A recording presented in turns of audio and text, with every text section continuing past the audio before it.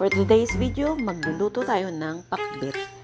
First ingredients, alamang, kamatis, bawang, sili, sibuyas, at gulay. Tara! Luto na tayo!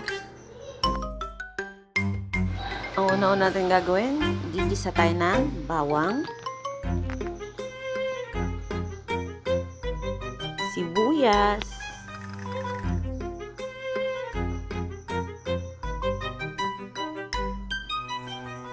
at hintayin natin na medyo maging brownish yung sibuyas at saka yung bawang. Tapos, isusunod natin ang kamatis.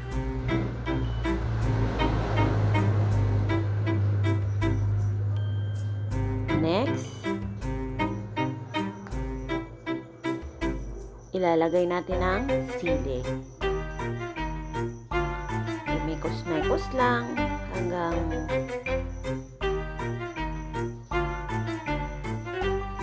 sa maluto yung kamatis.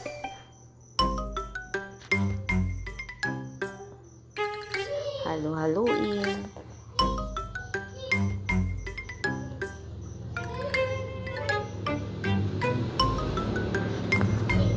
At ilalagay natin ang alamang.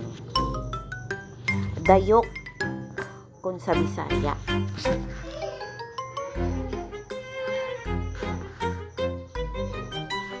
Kanamiton ang hagam habang ginahalo-halo.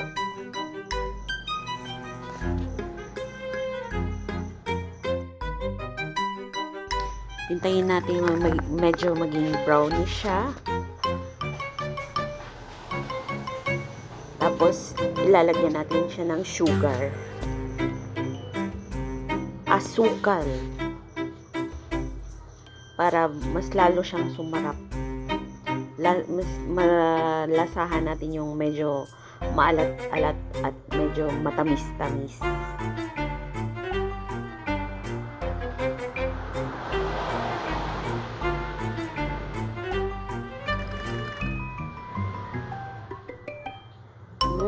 Mukhang masarap na siya. Malapit na siya maluto. Tapos, dadagdagan ng sugar ng konti. Ayan. Brownish na siya.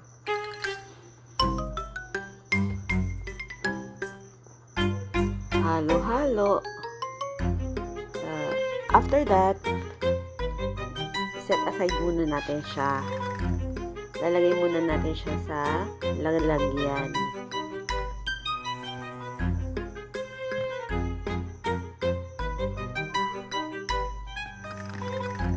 Pagkatapos nyan, gigisa tayo ulit ng gulay.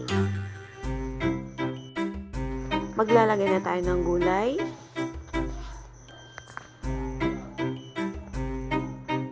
Sari-saring gulay. Sortidos kung tagwon sa hinalinan.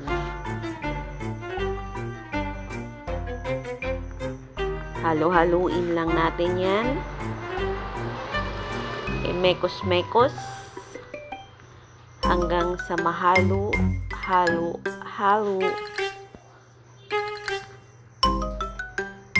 Sige, halo kay ube.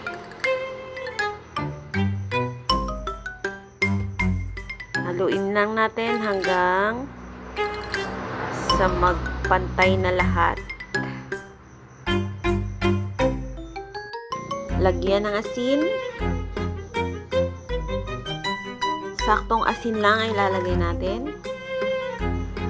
Para hindi naman siya masyadong maalat kasi maalat na yung alamang. Hahalo-haluin na natin siya. Sarap na. Hindi pa siya luto pero parang natatakam na ako, guys.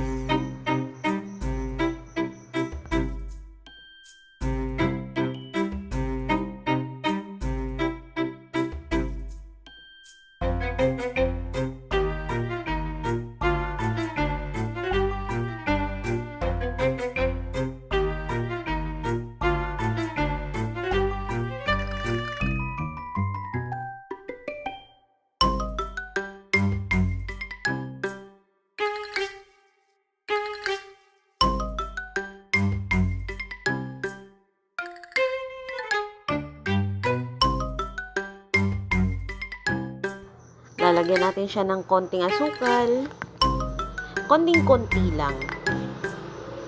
Para medyo naman ma-cover yung alat ng alamang. At hahalo-haluin lang natin yan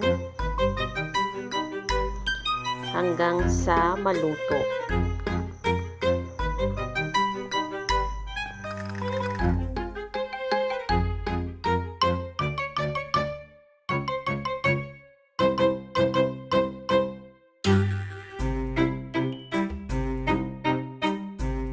Hihintayin lang natin yan, guys. Tatakpan natin siya. Hintayin natin kumulo. Ayan na, kumulo na siya. Bilis naman. Char. Kumukulo na siya. Hahalo-haluin lang natin yan. Hihintayin natin. Lalagay tayo ng magic sarap.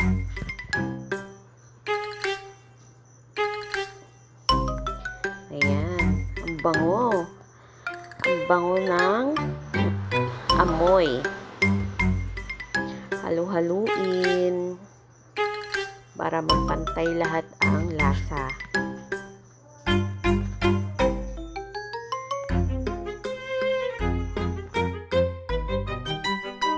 At next, ilalagay natin yung alamang na niluto kanina.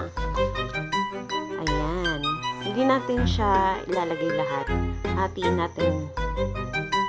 Kasi masyado na siya maalat pag nilagay natin lahat. At syempre, pwede ko na rin siya maging ulam later. May ulam na akong gulay at saka may ulam na rin akong alamang. 'Di ba? Mas masaya 'yun. Halo-haloin lang natin. Ayan, mukhang nakakatakam na talaga siya, guys.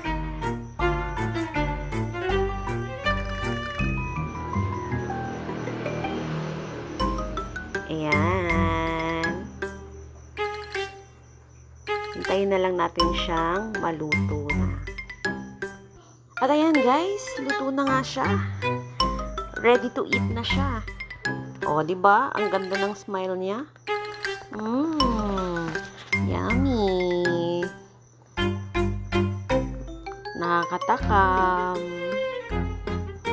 Laway-laway ka mo dyan.